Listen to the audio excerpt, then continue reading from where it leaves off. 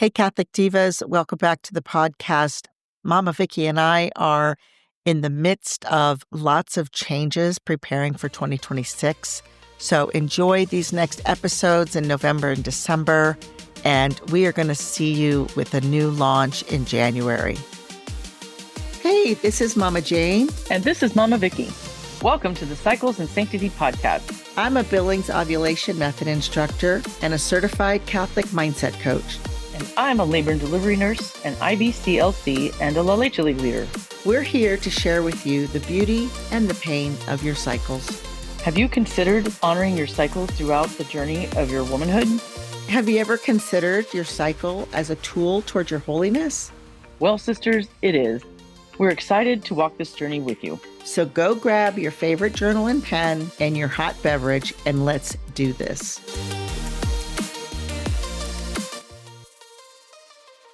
Welcome back, Catholic Divas, to Cycles and Sanctity.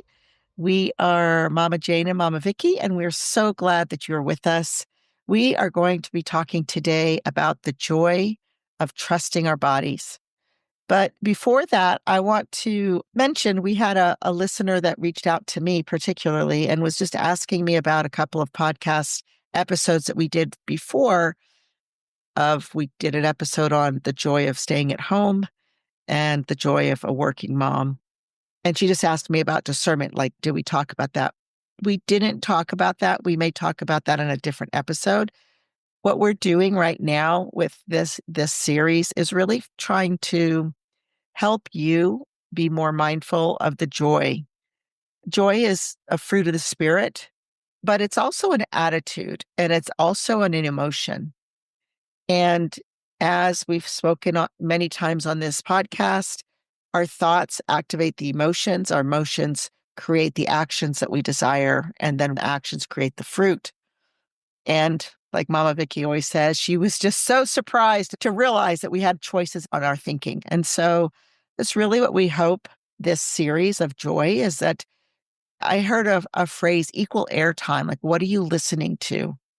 Are you listening to the negative, the depression, the anxiety, the complaining, or are you listening to the joy? So Mama Vicky. Hi, Mama Jane. How you doing? I'm doing great. Sorry. On the other note of doing this series, for me, when we come in and our topic is to discuss the joy, that helps us with our own joy. Yeah. You know, I think we all have to look at it, but it's right. If you look at the joy of trusting your body rather than like the angst about your body or poor body image or anything like this, you know, you're taking that negative connotation. But when you're like the joy of trusting your body, you know, it just, even that first line makes you think, yeah, I mean, this is a happy thing. And I just had a scripture I read the other day and it just really moved me that God does not want us to be depressed. I'm not saying that that attitude will knock out any depression or sadness or frustration in your life, but for some reason that really spoke to me. God wants us to be joyful. He created us for love and for joy and for happiness. And so striving for joy and looking for the positive in all situations and trusting that God will provide no matter how bleak it looks or great it looks. I just that was motivational to me. So I'm excited about the joy of trusting your body because as women, our society subliminally tells us how we shouldn't trust our body. Yes, absolutely. And it's interesting going back about that joy. There's this beautiful movie, and hopefully I can remember the actual movie. It's gone from my brain right now, but it's a French story about a Jewish man, I think in Poland, and he meets this Christian woman. They get married, and he's always joyful. He's always happy. He's always kind of playing jokes and things like that. And he gets round up by the Nazis, and she chooses to go as well. Wow. And she's like, wait. And he's like, well, you're not Jewish. You're okay. And he's like, no. If my husband's going, I'm going too.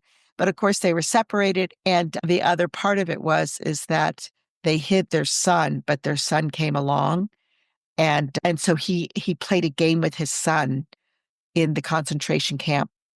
And it's an amazing, I have to find this. Hopefully we'll be able to find it before we actually drop the podcast. I'll look into it. But you talk about joy in a horrific, horrible situation.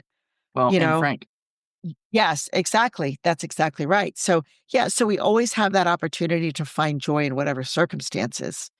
So, The more we look at that, like, that's an extreme situation. Fortunately, if you're listening to this podcast, you're not in a concentration camp, yeah, you know? exactly. But you absolutely, and there's countless stories of our saints and men and women in the church that are honored that, despite very bleak circumstances, have chosen joy. So it is a choice. And Mama Jane does a great job coaching with this. And I do think people do need to be coached on this because we have a natural inclination to go to the negative. But no matter what your situation, if you're looking to find the tiniest of joys, then your brain will want more.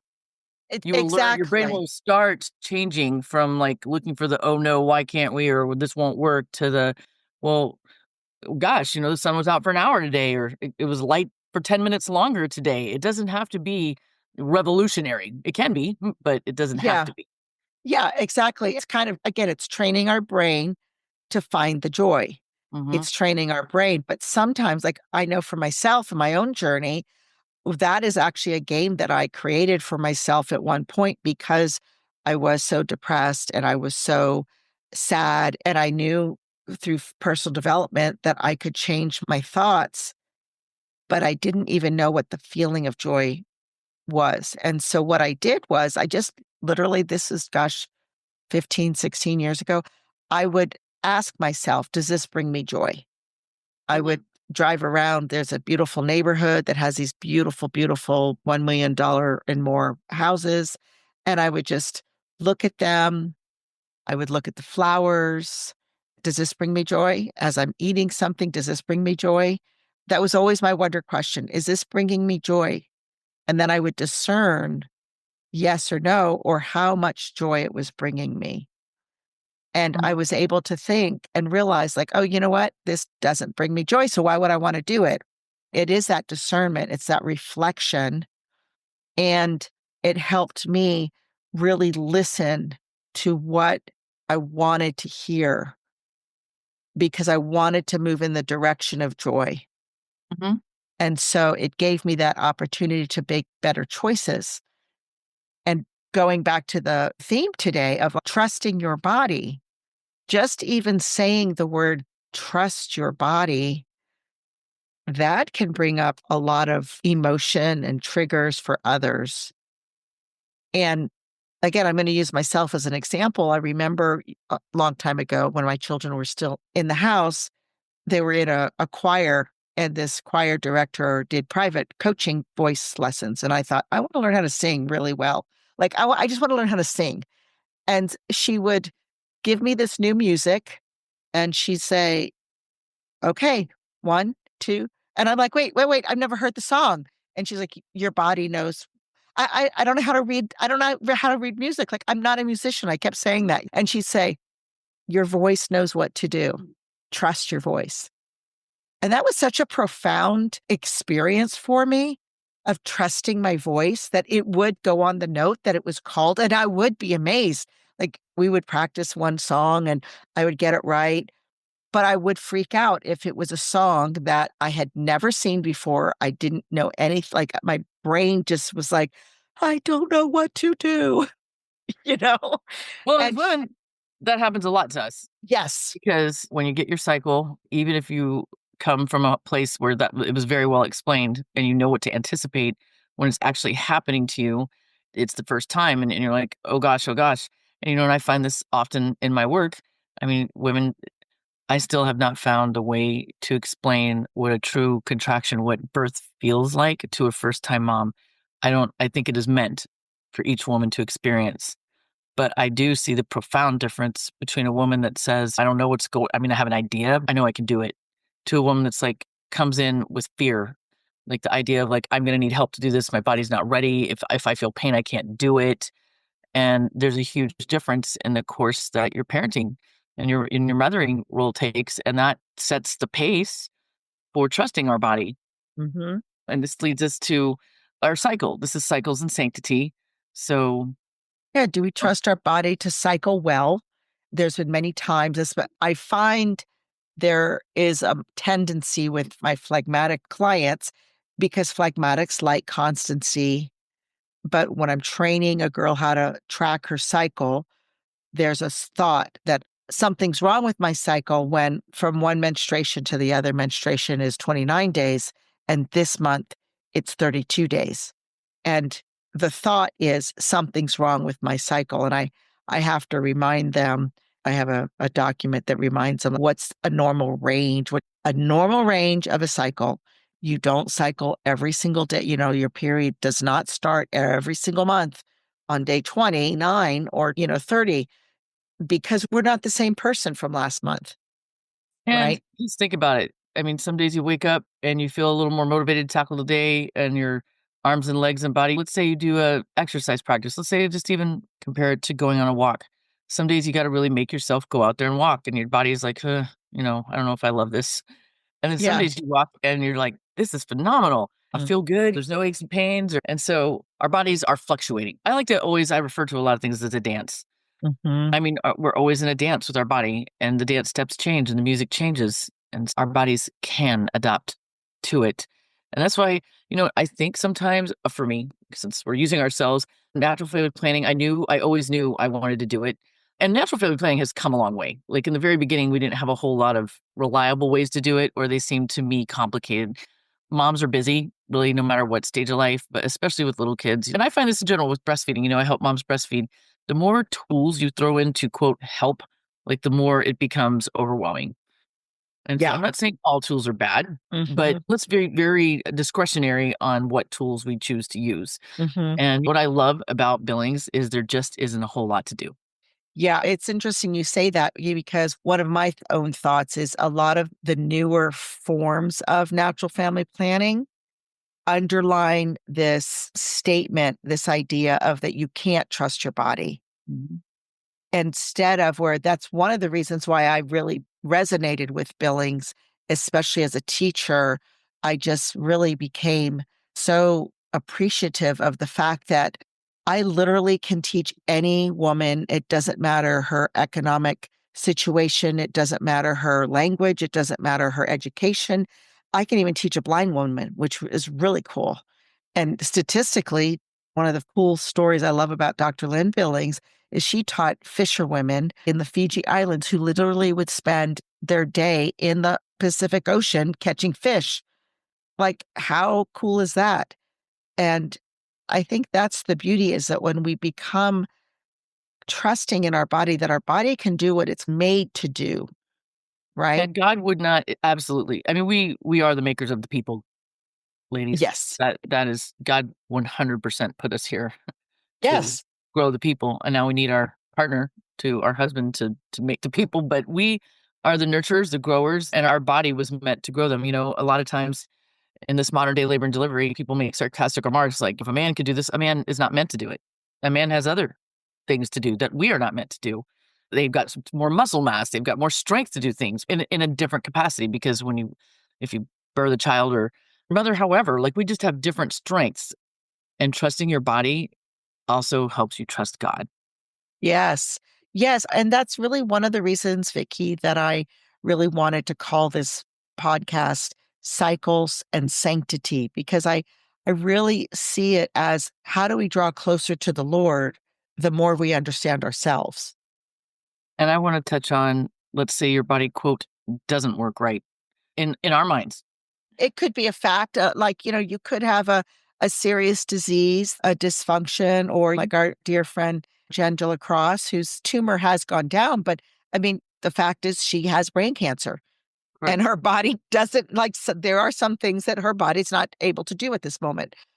Right. Or if we're talking about motherhood and you're struggling with infertility, even though you're doing, quote, all the right things, it doesn't mean your body is broken. God has Mhm. another purpose for your body. And the cycles and sanctity really helps you find that out. Like when you're doubting your body, or maybe you're the other way around and you're like, wow, my body just won't stop wanting to make kids. Like, and so we all have a role and a mission. This was, I believe, last month. I just always love the scripture where St. Paul uses the body compared to the church. Would you cut off a leg if your leg was acting weird? No. I mean, and does your arm have anything to do with your leg is doing? No. But do we need the arm and a leg to walk down the street? Yes. Or do we need to know how to compensate for the leg that isn't working? And God is always good. It's Yes. us humans that think maybe he isn't, and that we're suffering an undue cross and get stuck in the why nots. And so the Lord he wants good for your body. And another example I'll use is, let's say a mom comes in and she wants to go natural. I'll try to stay focused on this little, because I could go for hours on that subject. Yes. And then for some reason, your body does not quote cooperate. Like, you do all the things, you've taken childbirth class, you're going natural, you're doing all the movements, you've taken all the training, and for some reason your body doesn't progress, or the baby is in there cattywampus, and you end up having an operational delivery. Your body did not fail you. Your body grew a human, Yes. and so your body did not fail you. And there's another road God has you going down. Because a lot of times, guys, how many times have I read lately? I mean, God is trying to send me a message as always, and I'm just such a stubborn listener. It's not our job to make these decisions. It's our job to trust God. He Yeah. doesn't say, "Hey, Vicky, go do what you want to do, and then let me know how that works out, and I'll come in clutch." No, he says, "Hey, this is none of your business. You need to get up and follow my will." and and we fight it so much we don't even mean to. So women, I mean, since the dawn of time, I believe, from the fall of humanity, our cycle has been sometimes a source of shame. Even in biblical times, bleeding Yeah. women have to get in their tent. We Mhm. can't be around the bleeding women; they're weird, and we know that that's not true. But still, I feel like it comes with original sin, our responsibility for the cycle, or how the cycle affects us. And Yeah, Father Mike Schmitz, I remember when I was listening to Bible in a Year, he talked a lot about that as far as like there could be a tone of when you read the Old Testament of a tone mhm, of a thought that menstruating women were unclean. That was he talked right, about the word unclean and he talks about unclean doesn't mean bad. It's part of the whole thing was the blood was so sacred. right, So that is one of those interesting aspects. But again, women in the Old Testament, I was reading the other day on Deuteronomy, is the fact that like when they came out, when the Israelites were about to go into the promised land, and Moses is like kind of like downloading all of these extra laws, right, in Deuteronomy. One of the things that they were required to do is when a man gets married, he was exempt from any kind of extra work or any kind of military for 1 year right, for so that your yeah, he could enjoy his wife.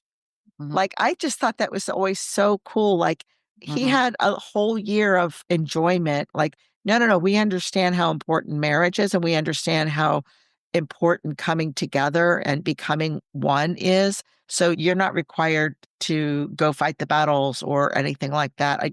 I always kind of just wondered, like, when I read that, I remember reading that and thinking, "Wow, what a gift God gave us in that quote unquote law." Because again, we kind of have these laws that we think are so restricting and actually it gives us freedom. Mhm. And I it's mean, ultimately, doesn't discipline give you freedom? yeah, and that's Obedience what is what gives you freedom. exactly, and that's actually one of the things I wanted to really kind of focus on is like one of the reasons why we have this societal underlying current of noise of we don't trust our body is because of the invention of the pill. Oh, The yeah. whole premise of the pill or contraception is that you can't trust your body not to make a baby, or you can't trust yourself to know when to have the marital embrace so that you wouldn't make a baby. And And just it's think of how many women say, "Oh, my birth control failed me." I know, I was just gonna go there. It does, it makes me and when I teach my NFP classes, I do say that. I kinda tell them, I'm like, you should do your own little survey and just ask around, like, your mothers, your aunts, your Right. grandmothers, because the pill, for those of you who don't know, the pill was started to market in 1965, and now we are here in 2025. So we've had what, 60 years of the pill? It's 2 generations, 2 and a half really, because Yeah, at yeah, it 65, has. those women, so the great-grandmothers and the mothers and then you know, so it's that thought that we have to go on contraception because our body doesn't work. Well, divas, It's if you're out there and you've had a baby in the hospital, I guarantee you're asked the question, so what birth control? I mean, your baby's minutes out of your body, and they're like, so what birth control are you going to be using? Yes. Yes. Yes. Exactly. You can't even draw a breath after your baby's out practically. And God puts that in place by Yeah. exclusively breastfeeding. That's what you're going to do for birth control for a naturally not too close baby. Naturally child spacing. And we're going to include in the show notes, we have an actual free ebook on natural child spacing talking about breastfeeding and natural cycling and how to recognize when your cycle comes back and tips to extend that natural, what's it called? Infertility, really what it is. It's your Mhm. body is Or infertile. amenorrhea, like not having Yes. a period. Yes, Yes. or even just not cycling because you could still have the period but not ovulate. So it suppresses the ovulation, which is again, it's the beautiful thing, but we're not taught these things. So, and ladies, please hear us. If you are one of our listeners who is practicing contraception, who had never heard of this, or I know for myself, I wasn't taught any of this. Mhm. And it's why I love talking about it because I felt such freedom and such joy when I discovered that I was able to not rely on something else, that I didn't have to suppress my ovulation. I didn't have to suppress the way my body naturally works, that I can actually work with my body and trust my body through natural family planning, through charting. And there is a scientific methodology, which is so beautiful. So Well, please hear us that, yeah, it we're also not ties your condemning, we're not judging, no, absolutely not, we're loving you. because we all have our own walks and I definitely didn't know, and so many women don't. And so Exactly. it's gonna be kinda like the joy of discovering the option of natural family planning. Yes. I mean, Yes. education is power, and we don't educate our women. I mean, women have to really seek justification or validation that their bodies are working and they don't need any intervention. Most of us women don't need, and most people don't need intervention. I mean, we don't need, quote, need a doctor. Yeah. To me, doctors, I mean, I know you guys are like, Vicky, aren't you a nurse? But that aside, doctors are again, a tool to use, like when there's a disorder, but your natural cycle is not a disorder. Yeah. Birth is Exactly. not a disorder. Breastfeeding is not a disorder. Yes. Perimenopause. Menopause is not a disorder, and I'd love to touch on that because our society really we struggle throughout motherhood. But in that perimenopause where your body's kind of changing, your body makeup is changing. Mhm. So even if you go on the strictest of diets and you're doing all these things, still your body just settles differently. The other day I was thinking, I personally was, take a 15-year-old homecoming dress shopping and that'll humble you right on down because it doesn't matter what size a 15-year-old is compared to whatever age you are as a mother. You kind of look in the mirror and you're like, wow, this old gal's looking a little worn out. But we're not supposed I mean, youth is supposed to look like that. And I said in my brain, I just told myself, "I'm a grandma. I am supposed to be a little squishy." Nobody wants Yes. they're not looking for some sexy 15-year-old going to her first dance, awkwardly walking in short heels. That's right. So, I'm supposed to have a little love around my body from the work I have put in. Yes, and that's another area, another stage in life of trusting our bodies, is that do we trust our bodies to process I use the word picture of perimenopause as like a bridge. You Mm, you don't really know how long the bridge is, and you're going into a new land. Postmenopausal is really a new land, and it's a new way of life, and there's so much growth and there's so much adventure. I don't know whether it's just because I've been healing myself through the whole perimenopause phase, and so I'm in such a glorious time in my life as a postmenopausal woman. I don't think I ever really thought about it, but I'm really enjoying postmenopausal. I really love it. Mamas, that's the thing, whatever stage you are in hearing this podcast, it is always a bridge. I mean, we bridge from girlhood to womanhood to mothering to postmenopausal to grandmothering. And again, I'm not necessarily saying if you don't have children for whatever reason that you don't qualify for this because all women's bodies go through this. I mean, we all age, we all we walk through life. And honestly, Mhm. life is kind of a big bridge that's a little foggy at the end. You don't know where you're going to end up, but you have to trust on the other end of that fog is light. Yeah. Mhm. And Eh again, that's looking at it joyously. Yes. You don't look at the bridge and be like, how long is this thing? Like, Yeah. look at the fog. Nobody can ever see through that fog. You have to get up every day and be like, wow, this is the bridge God built for me. Yes. Because it's so easy, especially I just want to touch again, I did have babies easily and for a long time because of my brokenness. I put all my worth into having babies. Oh my gosh, I'm gonna get tearful thinking about it. Mhm. I'm the crier of the show. Clearly, Mama No, Jane can keep it together. but No, this time. when you do trust your body in a certain thing and you put all your eggs in that basket, I mean, your body is not going to stay the same. It's not meant to. So Mhm. what I for me, I had to learn how to look at the joy and the gratitude. Thank you for letting my body do this. Thank you for letting me have that joy, have that confidence. But Mhm. the Lord, it didn't mean for me to leave all my confidence there. It was building blocks. I just didn't Mhm. see it at the time.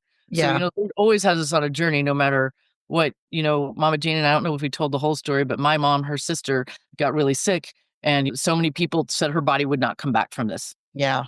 And I mean, this was 1996. She was sick and thought that was it. And it's 2025. And Yeah. believe me, she's alive and kicking And and she really is wise. healthy and has taken care of herself and is such a blessing. And even just watching her find the joy in her own body, going to her gym class every day, understanding what her body can take, what her body can't take. It's that do I trust my body? And part of that trust, it's something I want to go back to again. You said something so powerful, Vicky, about when we trust our body, we're also learning to trust our Lord, right? And Yes. I'm listening to Catechism a year Mm. this year. I've been pretty faithful. I thought I was going to do both of them and I just had to let go. And I was like, no, I'm a catechist. I really want to listen to Catechism in a year. And the beginning of the Catechism really talks about how God continually reveals himself, right? He hasn't given the whole revelation at the beginning. He's just always revealing himself, always revealing himself. And I think that's the other aspect you said that at the beginning, because of your own woundedness, your own brokenness, you put all your confidence eggs into that ability to have children and the ability to be a good mother. And you realize now that there's other ways that the Lord is showing you to be confident and that he delights in you, that he finds you glorious, and that literally we are God's masterpiece. St. Paul reminds us in Ephesians that we are God's masterpiece, but we don't look at that as a masterpiece. We don't always look at our bodies as a masterpiece. We don't always look at our brains as masterpieces.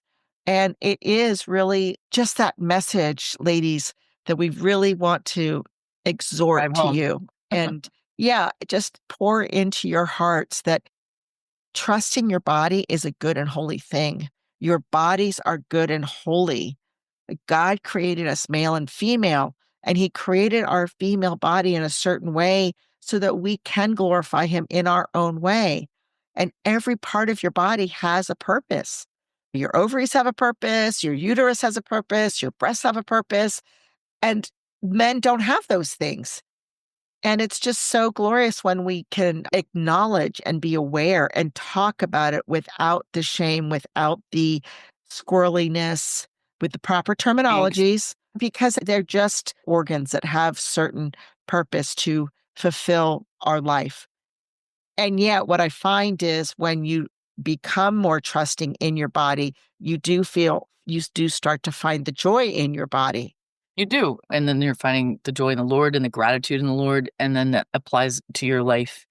I mean, Mama Jane and I both, we've had several conversations. We grew up in a very reactive family, both of us, very reactive. And I feel blessed. We have walked this journey to be where we are today. I mean, it wasn't always like this. And so I'm here to say, like, as a witness, once you trust your body and you trust the Lord, your life starts to fall into place. Like all Yeah. these things you were worrying about. And a lot of times you don't have that experience.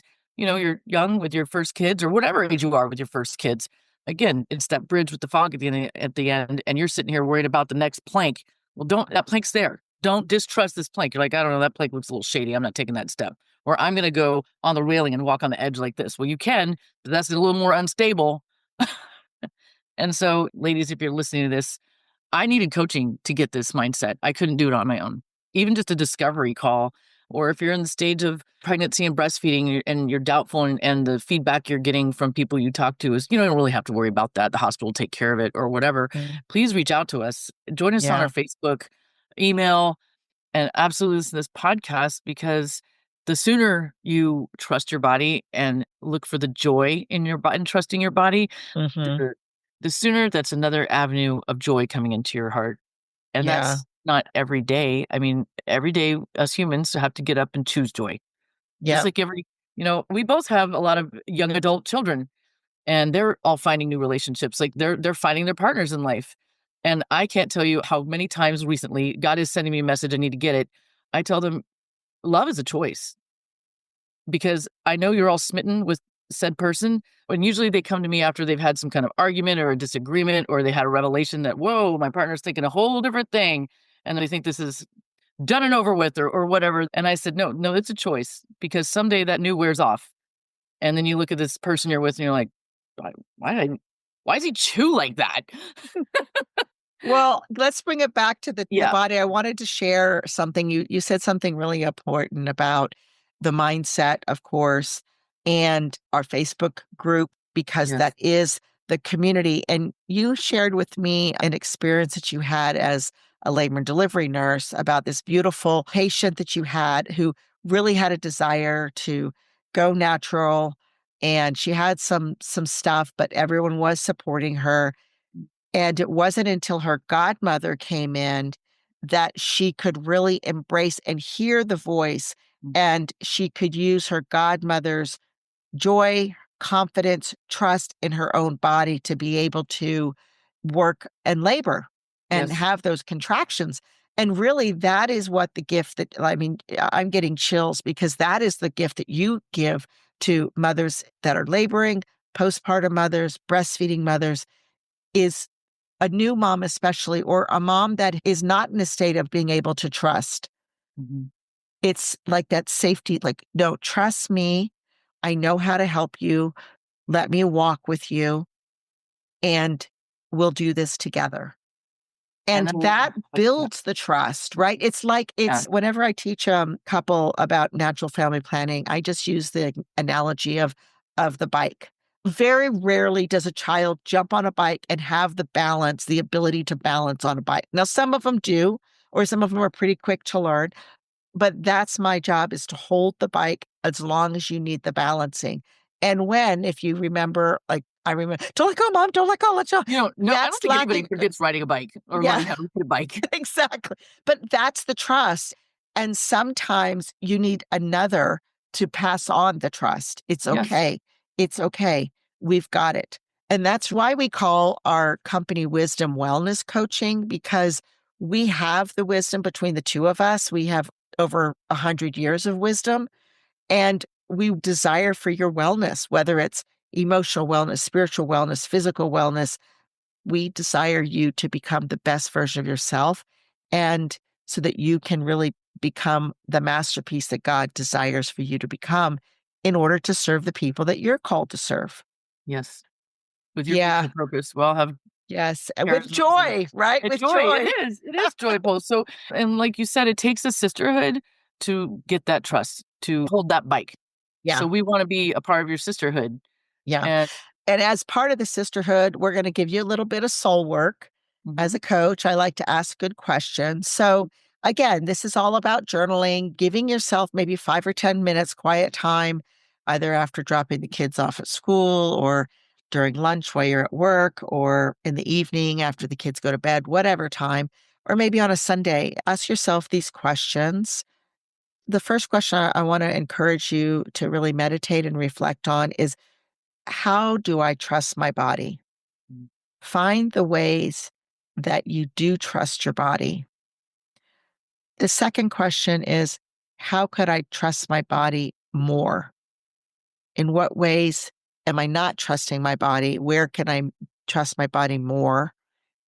And then I always go back to gratitude. Gratitude and joy just go hand in hand. Maybe if you can, for a week or so, offer, Lord, I thank you for my body because. mhm. And that will find the joy. Gratitude, again, gratitude and joy kind of go hand in hand, and it's a fruit of the spirit, right? Joy is a fruit of the spirit. And when we're thankful, it shifts and acknowledging like what the gift is, right? And again, finding that joy, your brain wants more of it.